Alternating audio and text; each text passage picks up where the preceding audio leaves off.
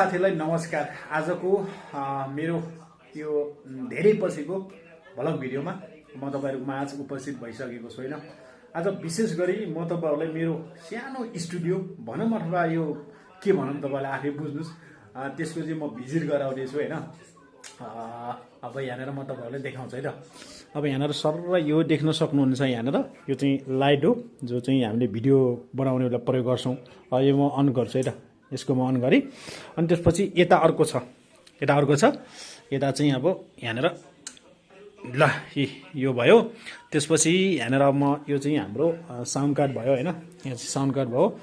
अनि त्यसपछि यता चाहिँ अब एडिट हुन्छ अनि पारी अर्कोमा पनि एडिट हुन्छ। अनि त्यसपछि हाम्रो खासै केही छैन। अनि यहाँनेर अब राकेशले हेरेर एडिट गरिराख्नु भएको छ। त्यसैगरी यता चाहिँ हाम्रो अर्को टेबल छ। अलिकति यहाँनेर उ भयो भने यतातिर चाहिँ हाम्रो यो ब्याकग्राउन्ड हो।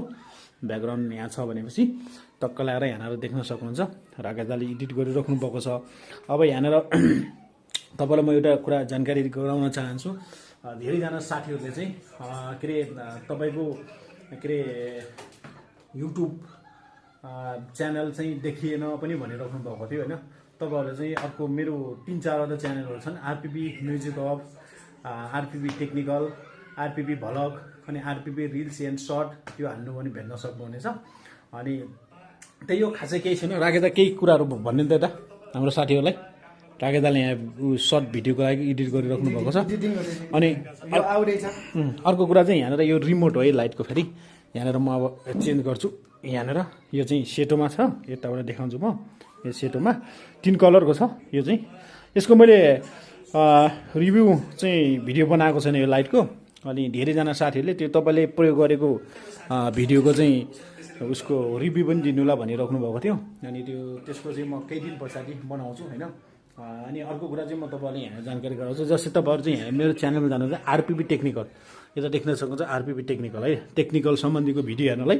अनि अर्को उ हेर्नको लागि चाहिँ तपाईहरुले चाहिँ यहाँनेर म जस्तै अब तपाईहरुले चाहिँ आरपीबी हान्नुलाई हैन। आरपीबी हानिसके पश्चात तपाईहरुले अब यहाँनेर म तपाईहरुलाई देखाउँछु आरपीबी म्युजिक हानेर हान्नुलाई त।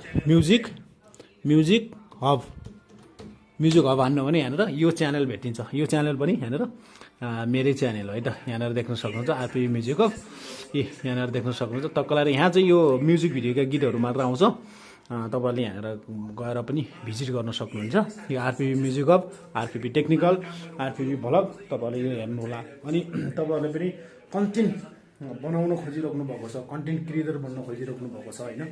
र केही पनि नलेज छैन भने चाहिँ साथीहरु तपाईहरु चाहिँ मेरो यो जो मैले तपाईहरुले चाहिँ यहाँनेर भनेको छु यो आरपीबी टेक्निकलमा तपाईले A to Z कन्टेन्टहरु पाउन सक्नुहुनेछ भने।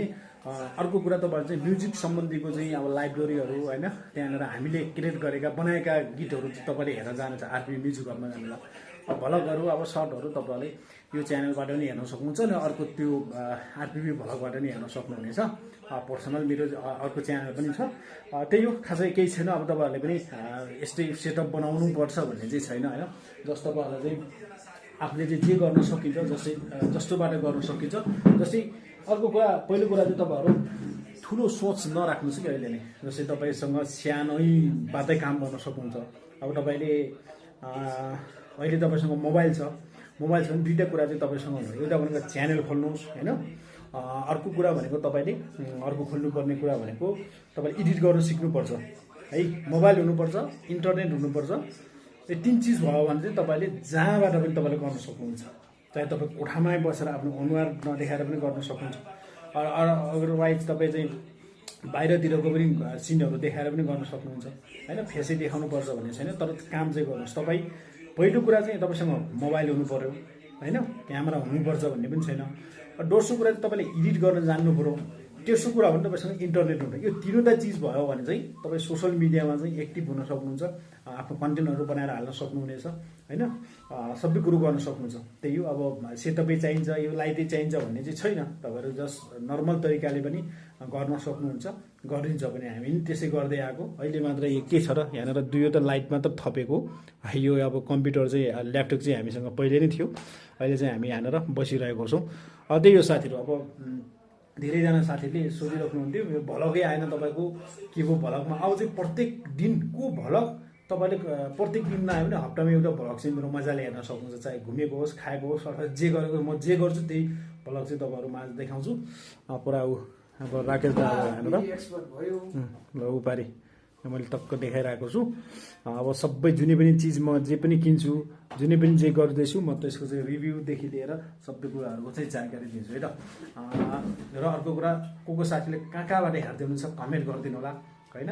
अनि त्यसपछि तपाईँहरूले आरपिपी टेक्निकल च्यानलमा गएर पनि त्यहाँनिर भिडियो हेर्नुहोस् होइन। फेसबुक, युट्युब, टिकटक यो तिनवटा चिज मोनिटाइज गर्नु पऱ्यो, तिनैटै ठाउँबाट तपाईँले चाहिँ पैसा कमाउन सक्नुहुनेछ है त।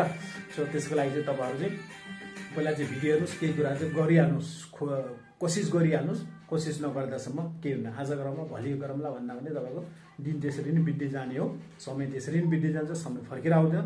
तपाईँ अहिलेदेखि यो भिडियो हेर्दै हुन्छन्, क्यामेरा अन गरिहाल्नुहोस्, मोबाइलको सुरु गरिहाल्नुहोस् है। सो बाँकी कुरो चाहिँ तपाईँ आरपिपी टेक्निकलमा अब यस्तै मोटिभेसनलदेखि लिएर भ्लग टाइपको भिडियोहरू हेर्न सक्नुहुन्छ यो च्यानल मार्फत है त।